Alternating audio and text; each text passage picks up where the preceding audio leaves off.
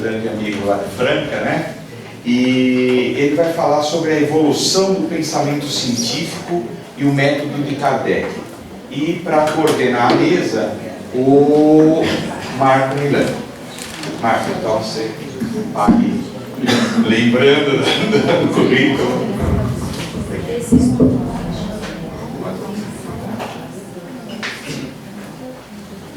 Muito bem, então dando sequência, e antes de eu apresentar o Adolfo, eu só vou fazer um comentário rápido também. Todos os trabalhos que estão sendo apresentados aqui, eles, com exceção dos convidados, o Adolfo, que foi baseado na tese de doutorado dele, os convidados, todos eles foram enviados, os trabalhos, para um comitê científico. As submissões de trabalho que nós temos aqui, eu não sei, Pedro, estão no CD os membros da comissão científica? Parece que estão. Estão, Marcelo? Oi? A comissão científica está no CD? Não. Não. Nós tivemos 10 pesquisadores, todos doutores, mas não é o título que é importante. O importante é saber que todos eles têm um comprometimento pelo conteúdo científico, metodológico. Como é que foi feita a seleção dos trabalhos que foram aprovados para a exposição? Todos eles foram submetidos para o comitê. Cada trabalho, sem o nome do autor, foi enviado para 2 avaliadores que não conheciam. Ninguém sabia quem estava avaliando o que, em termos de nomes. O avaliador recebia o trabalho, ele analisava o trabalho, fazia críticas, fazia comentários e depois devolvia. Os trabalhos que foram considerados adequados para a exposição, ainda que para um aperfeiçoamento, para uma reflexão, todos eles foram devidamente justificados. Infelizmente, alguns trabalhos não atenderam essas expectativas e também os autores foram informados sobre o porquê, né, dos trabalhos não terem aquela formatação. Esse é o caráter do Emílio. Os 10 pesquisadores, os 10 membros do comitê científico, todos eles, sem exceção, foram convidados, inclusive, para submeter trabalhos, e mesmo submetendo trabalhos, cada um deles teve o trabalho depois avaliado pelos pares, né, que é justamente o critério que a gente usa para validar e para aperfeiçoar. No CD que vocês receberam, vocês vão encontrar os resumos dos trabalhos e não os trabalhos completos. Por quê? Justamente porque a proposta do INIP é fazer um aperfeiçoamento do conteúdo também, e muitos dos trabalhos que nós esperamos que sejam publicados no próximo INIP de 2013, dos livros que vocês já viram, eles já sofreram, eles já passaram também por aperfeiçoamentos. Ou seja, a preocupação que nós temos é colocar o assunto, expor o assunto, questionar e, acima de tudo, saber que esse trabalho vai ser, ele não para aí, ele vai ser aperfeiçoado para o ano que vem ser publicado com a sua devida metodologia e crítica. Tá? Então, para ser apresentado aqui, passou por diversas fases. E hoje, continuando, nós temos o trabalho do Adolfo. Eu vou ler rapidamente o currículo dele. Ele é graduado em História pela Unesp de Franca, Adolfo é de Franca, da USP de Franca também. Especialista em leitura e produção de textos de interdisciplinaridade pela Universidade de Franca, pela Unifran. Professor de História, pesquisador de cultura religiosa, em particular História do Espiritismo. Metodologia da pesquisa, ele trabalha com História Oral. Tá? Então, o Adolfo, ele é o nosso convidado de agora, e sinta-se à vontade, Adolfo, dentro do prazo que nós temos. Tá? Então, boa tarde a todos. Apesar de ser oralista, eu vou apresentar um trabalho hoje sobre história oral. Bom, então vamos falar desse trabalho nosso. Qual é o objetivo desse trabalho? É de examinar o método de pesquisa utilizado por Allan Kardec na época da codificação da doutrina espírita. Pode passar, Marcelo. Mas, para fazer essa análise, por favor, Marcelo, próximo. nós temos que fazer um histórico de como se deu, ou como se desenvolveu a evolução do pensamento científico. Então, na primeira parte, nós vamos falar do pensamento científico. Não temos tempo como gostaríamos, porque isso delonga um tempo um pouco maior. Então, a gente vai ter que fazer um exercício bem rápido para falar da evolução do pensamento científico desde a Idade Média até o período que Kardec começou seus estudos com relação à doutrina espírita. Marcelo, por favor, próximo. E com essa pesquisa, que pergunta que nós pretendemos responder, segundo a questão metodológica? O método de Kardec, ele pode ser considerado um método científico? Essa é a pergunta, esse é o desafio, né? Marcelo, por favor. Aqui nós temos uma citação muito interessante da igreja, que simboliza o pensamento medieval. Porque na Idade Média era a igreja que detinha o conhecimento, a igreja que detinha o poder. Então, nessa citação, os clérigos devem por todos orar. Os cavaleiros, sem demora, defender e honrar. E os camponeses, sofrer. Cavaleiros e clérigos, sem falha, vivem de quem trabalha. Então, esse é o símbolo, né, da mentalidade medieval. Né? Ou seja, os camponeses eram as pessoas que trabalhavam, que mantinham a nobreza e também o clero. Por favor, Marcelo. Evidentemente, o conhecimento nessa época, ele ficava nas mãos da igreja. As bibliotecas, os livros, né? Tudo concentrado nas mãos da igreja. Eram os clérigos que produziam saber, que produziam conhecimento. Marcelo. A partir dos séculos 10, 11, 12, quando começa a haver um crescimento da população, surgem as universidades. Quando começa aquele renascimento urbano, então aparecem as universidades, as primeiras universidades. De novo, Marcelo. Aqui nós temos o nome de algumas: Bolonha, Paris, Oxford. Mais um, Marcelo. Depois no século XIII, Vercelli, Siena, Pádua, Cambridge, tantas outras. Marcelo. Aí nós vamos fazer um pulo, né? E vamos falar um pouco do Renascimento. O Renascimento, falamos um pouco do Renascimento urbano, né? Tem o Renascimento cultural e também o científico. Mas o que nos interessa é falar do Renascimento científico. E um dos personagens importantes é o Nicolau Copérnico, que, entre outras coisas, ele defendia que o Sol estava no centro do sistema solar. E também estudou o movimento das estrelas. Por favor. Galileu Galilei, outro personagem muito importante dentro da história da ciência, porque ele defendia a ideia de que a Terra girava em torno do Sol. Esse é o Galileu Galilei. Marcelo. Então, com a Idade Moderna, rapidamente chegando nela já, né, surgem novas referências para a construção do pensamento científico, para a organização do pensamento científico. Né? Marcelo. E aí, algumas expressões muito conhecidas dos cientistas, né? Observação e experimentação, que são procedimentos metodológicos muito utilizados e que passam a ser considerados a partir do século XVI. Isso é muito importante. Por favor. Então, o método científico, né, pela pesquisa que eu fiz, ele foi criado no século XVII.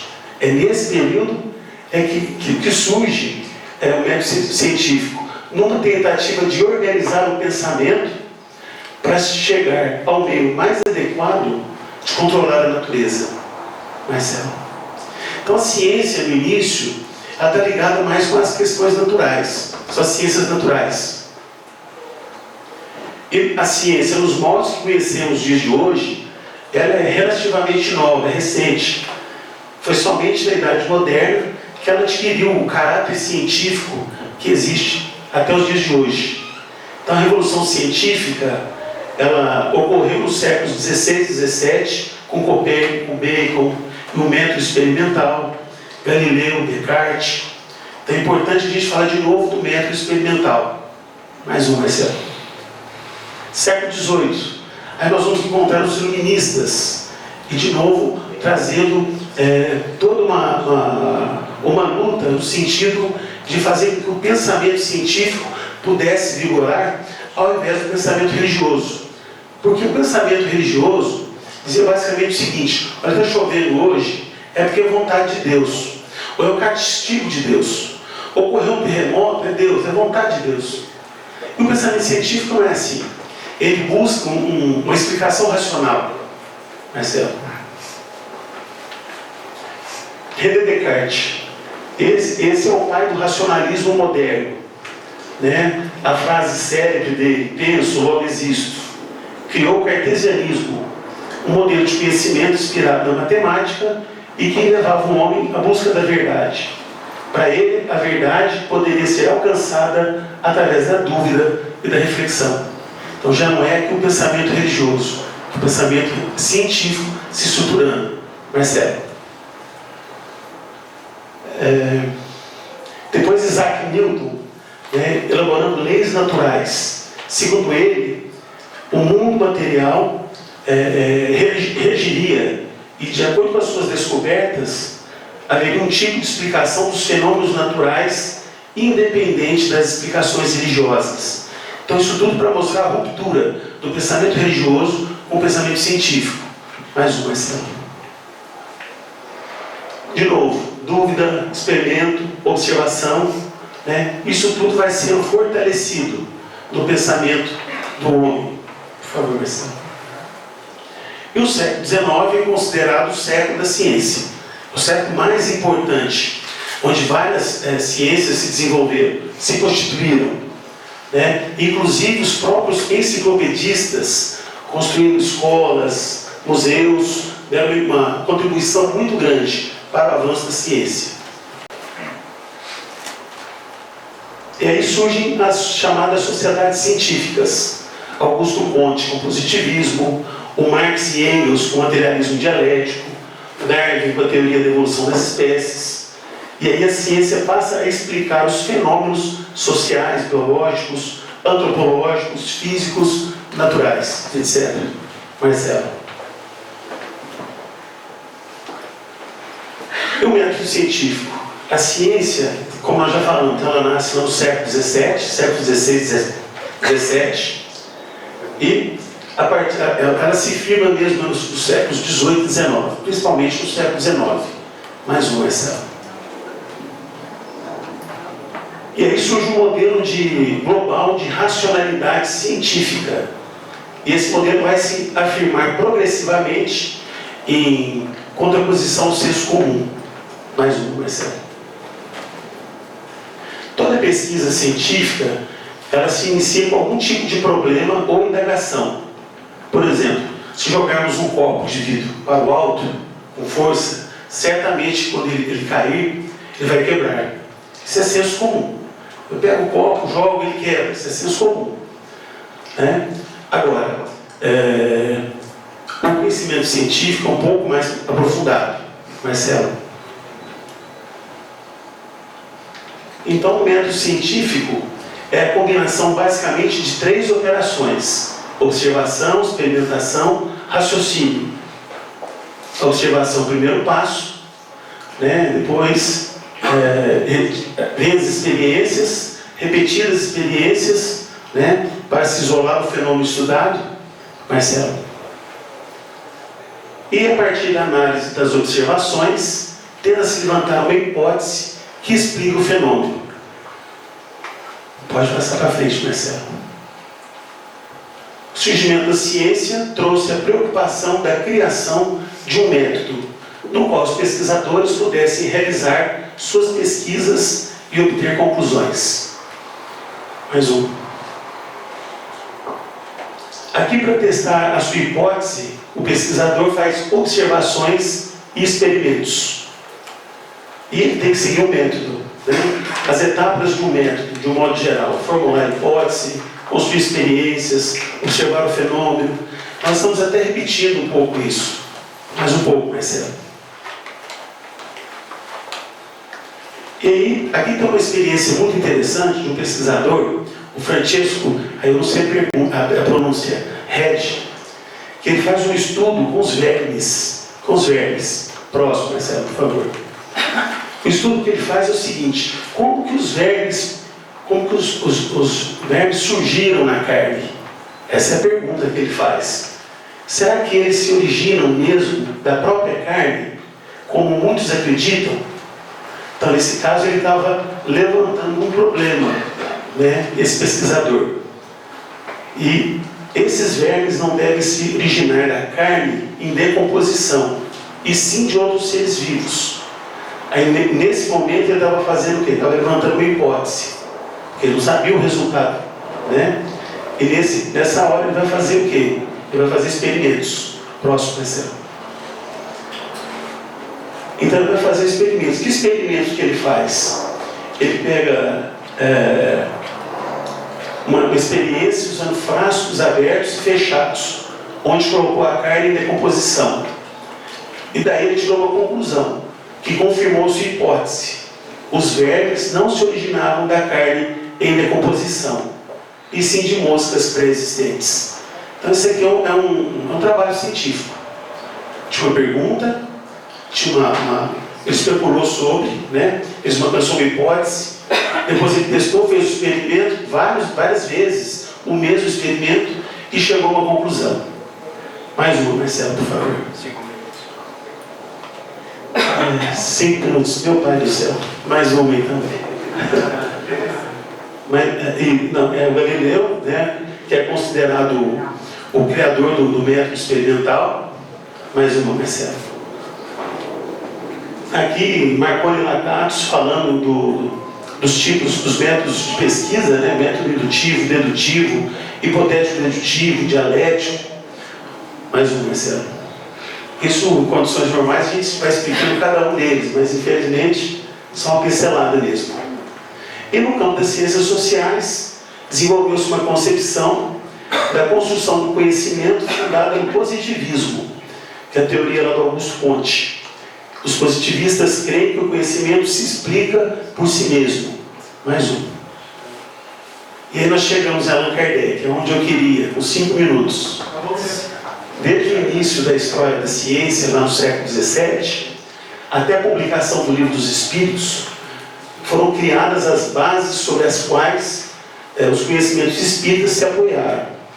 E o Kardec fez uso dos paradigmas científicos de sua época. Ele se apropriou desses paradigmas, até porque era um pesquisador. Então ele utilizou desse material. Marcelo, por favor.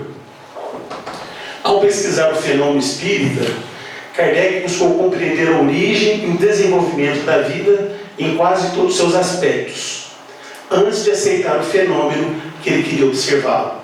Mais um, Marcelo. Olha o que Kardec fala, né? Foi ali que fiz os meus primeiros estudos sérios sobre espiritismo. Apliquei a essa ciência um método experimental.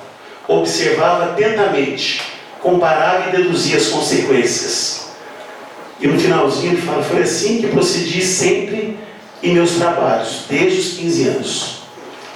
Próximo, Marcelo, por favor. Então a ciência tem como objeto a matéria e suas propriedades. Ela usa critérios de repetição, de medição e verificação, principalmente em laboratório. Já Allan Kardec, longe de contrariar a ciência de sua época, ele se distanciou dela ao afirmar que o seu objeto de pesquisa não era a matéria, e sim os espíritos, e sim a vida espiritual.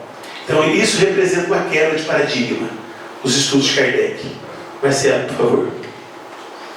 Assim ele definiu a ciência espírita. É uma ciência que trata da natureza, origem e destino dos espíritos, bem como de suas relações com o mundo corporal. O espiritismo é o resultado da observação, né? Numa palavra, é a ciência das relações entre o mundo visível e o mundo invisível. Assim como a ciência propriamente dita tem por objeto o estudo das leis, do princípio material, e o objeto especial do espiritismo é o conhecimento das leis do princípio espiritual. Tudo Allan Kardec. Mais um, Marcelo. Então, como meio de elaboração, o Espiritismo procede exatamente da mesma forma que as ciências positivas, aplicando o método experimental. Eles observa, compara, analisa, remontando dos efeitos às causas, chega à lei que os rege, depois deduz-lhes as consequências. Mais uma. Não foram os fatos que vieram a posteriori confirmar a teoria, é o contrário, a teoria que veio subsequentemente explicar e resumir os fatos. É, pois, rigorosamente exato dizer que o Espiritismo é uma ciência de observação e não produto da imaginação. Mais uma, Marcelo. As ciências, segundo Allan Kardec, só fizeram progressos importantes depois que seus estudos se basearam sobre o método experimental. Até então acreditou-se que esse método só era aplicável à matéria, ao passo que também é as coisas metafísicas, foi o que Allan Kardec fez. Mais um, Marcelo, por favor. A codificação do Espiritismo, elaborada por Kardec, pode ser considerado um trabalho acadêmico, onde ele utilizou o método experimental em suas pesquisas com os fenômenos espíritas. Ele pesquisou, observou, analisou, buscou as respostas de suas indagações. Mais uma. Ele era um homem sintonizado com a intelectualidade de sua época. Isso também é muito importante. Ele trocava correspondências com os adeptos do Espiritismo, com os simpatizantes e os não simpatizantes. Criou uma revista famosíssima e muito importante para nós, a Revista Espírita. E ela servia meio que como um laboratório, onde ele queria sondar qual era a opinião dos homens, até mesmo dos espíritos, sobre determinados temas. Mais uma, Marcelo. Um dos primeiros resultados que colhi, isso é Kardec falando, de minhas observações, foi que os espíritos, nada mais sendo do que almas dos homens, não possuíam nem a sabedoria plena, nem a ciência integral, que o saber no que dispunham se circunscrevia ao grau que havia alcançado de adiantamento, e que a opinião deles só tinha valor de uma opinião pessoal. Mais uma. Isso é muito forte, a opinião dos espíritos sendo a opinião pessoal. Reconhecida desde o princípio, essa verdade me preservou do grave escolho de crer na infalibilidade dos espíritos e me impediu de formular teorias prematuras, tendo por base o que fora dito por um ou algum deles. Ou seja, ele não se apropriou apenas das explicações de um espírito. Ele pesquisou vários espíritos, entrevistou vários espíritos.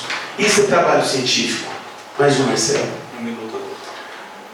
Allan Kardec era um homem de espírito científico. Em sua pesquisa, não negava nem afirmava o fenômeno espírita. Não se entusiasmou com os primeiros resultados. Teve cuidado na seleção das informações e na divulgação precipitada de fatos ainda não todos examinados e comprovados. E o interesse na procura da verdade. Mais um exemplo. Então ele foi um homem que se preocupou com a pesquisa que estava fazendo. Procedi com os espíritos, diz Kardec, como teria feito com os homens. Considerei-os, desde o menor até o maior, como elementos de instrução, e não como reveladores predestinados. Tais foram as disposições com que compreendi, com que sempre segui os estudos espíritas. De novo, observar, comparar, julgar. Essa foi a regra invariável que me impôs. Mais um. Esse é o método dele. Esse é o método dele. Em nossa pesquisa, identificamos a relação de Kardec com vários médiuns. Isso também é muito importante. Ele, em seu trabalho, ao utilizar o método científico, entrevistou médiuns diferentes e estranhos uns aos outros, colhendo informações espontâneas dos espíritos. Marcelo, mais um. Nenhuma ciência existe que haja saído prontinha do cérebro de um homem. Todas, sem exceção de nenhuma, são fruto de observações sucessivas, apoiadas em observações precedentes, como um ponto conhecido para chegar ao desconhecido. Foi assim que os espíritos procederam com relação ao espiritismo. Para Kardec, a universalidade e a concordância da revelação dos espíritos confere ao seu método força e autoridade. Então, onde é que está a força do método de Kardec? Na concordância dos espíritos. É na concordância universal que reside a melhor comprovação do ensino dos espíritos. Em suas pesquisas, Kardec utilizou esse critério, o da concordância do ensino dos espíritos, que ele dominou o critério de verdade. Portanto, o método de Kardec é a observação. E no livro dos Espíritos, ele apresentou 1018 perguntas aos espíritos, obtendo respostas de diversos médiuns, onde havia concordância dos espíritos nas respostas. Ele elegeu então como critério, sua pesquisa, a concordância e evidência. De novo. Então, para poder concluir, já que eu tenho só um minuto, o objetivo desse trabalho era descobrir se o método de pesquisa de Kardec, se ele pode ser considerado um método científico. Então nós observamos que o uso do método dele, por pesquisadores acadêmicos e não acadêmicos, como um método científico, é uma possibilidade. Nesse estudo procuramos entender os procedimentos específicos da ciência espírita e o uso do método de Kardec nas pesquisas sobre temática espírita. Mais um. Já estamos concluindo. Como ele era da Academia Francesa e vivia num contexto positivista, de onde surgiram as ciências, como as que conhecemos hoje, ele utilizou o mesmo método de pesquisa de sua época, se distanciando delas ao eleger as revelações dos espíritos como seu objeto de pesquisa. Analisar, comprovar, discutir, complementar, revisar, duvidar, reinterpretar, criticar e reconsiderar. Essas são práticas que devem nortear as pesquisas sobre essa temática. Nesse sentido, vemos, nesse século XXI, a inserção de pesquisas sobre a temática espírita no meio acadêmico, e de uma maneira significativa. E a LIP tem dado uma importante contribuição. Mais uma. Muito mais do que obter respostas sobre o uso do método de pesquisa utilizado por ele, e sem a pretensão de esgotar o tema, procuramos suscitar debates e reflexões e ter contribuído com essa temática. Marcelo, com isso nós encerramos um pouquinho atrasado aí. Muito bem. Adolfo, hoje a ciência, obviamente, não é a mesma ciência do século XIX, portanto nós temos critérios de cientificidade que foram passando aí por vários pensadores, né? Desde Popper, enfim. O que você consideraria relevante para caracterizar a pesquisa científica com relação à obra ou fenômeno espiritual, uma vez que nós não conseguimos reproduzir o fenômeno até para controle?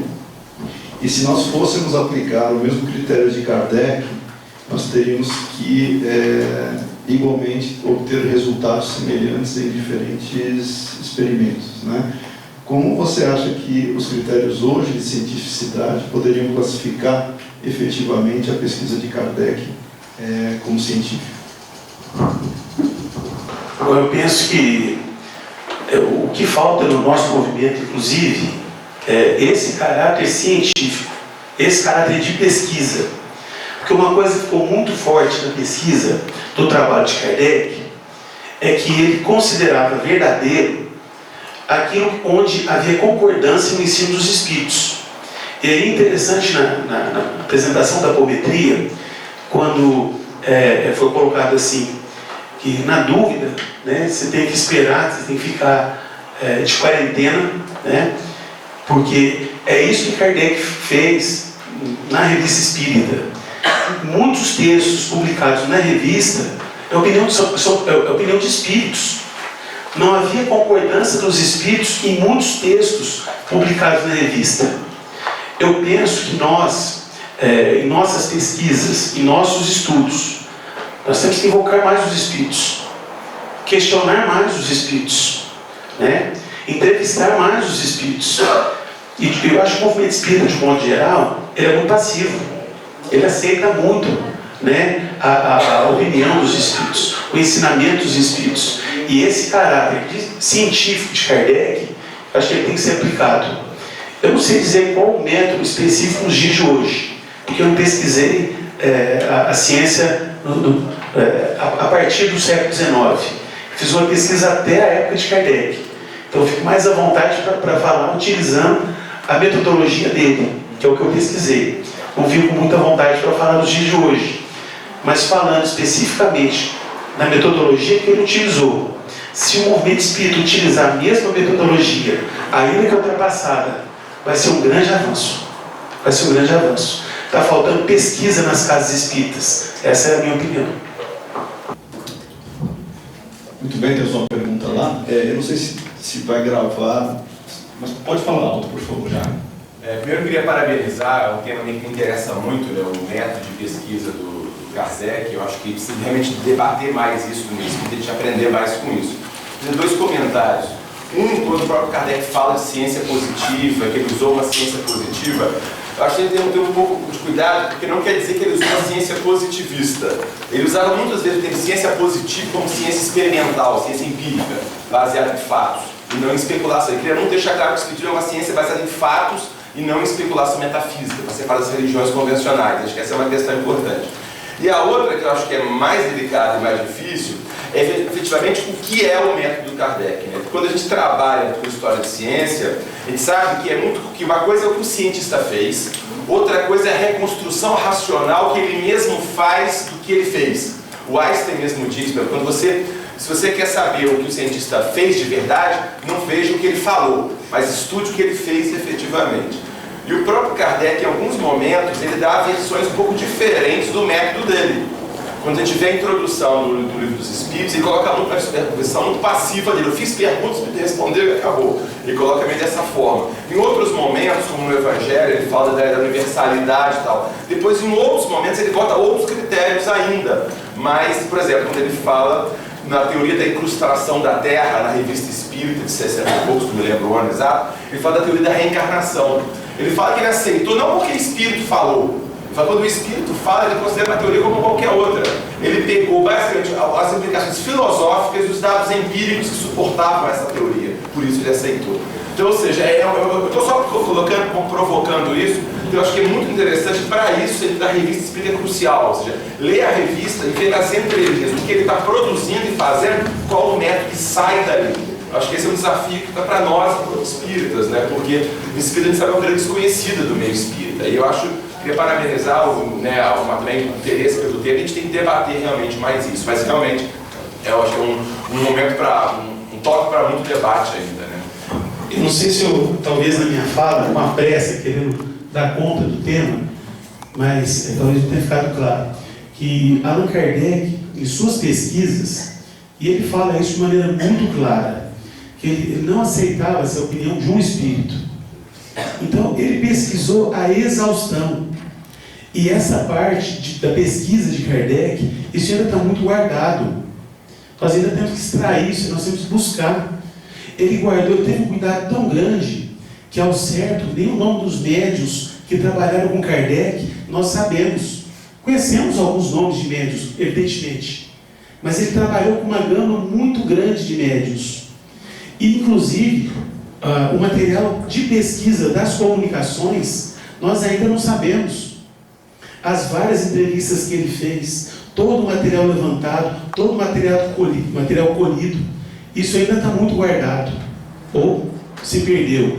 Né? De modo que Allan Kardec, ele enfatiza a importância de, nas respostas, a busca pela concordância dos espíritos. Porque nós somos os espíritos. E temos opiniões diferentes sobre vários assuntos. Aquilo que ele considerou que havia entre os espíritos concordância, ele publicou na chamada obra básica. Aquilo que havia especulação, que ainda era muito opinião pessoal, aí ele trouxe para a revista. E é muito bacana, eu acho que a Lípia até tem que pensar alguma coisa nesse sentido, porque nós já temos um canal que são os debates feitos pela internet. Mas quem sabe no futuro não muito distante, uma revista, alguma coisa que possibilite outras publicações, talvez não escritas, mas pela internet mesmo. Nós temos que fomentar mais debates. Essa que é a grande verdade. Não ter medo de estudar.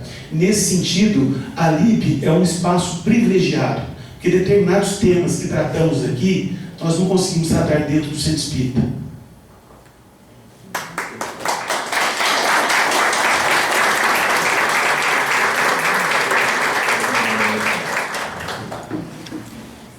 Nós temos 1 minuto para outra pergunta, se houver. Aqui. A metafísica não foi depois incorporada pela ciência, por que não foi, se ela foi fundada por Cheio, Ambrosio e outros, um fim específico de estudar as pessoas.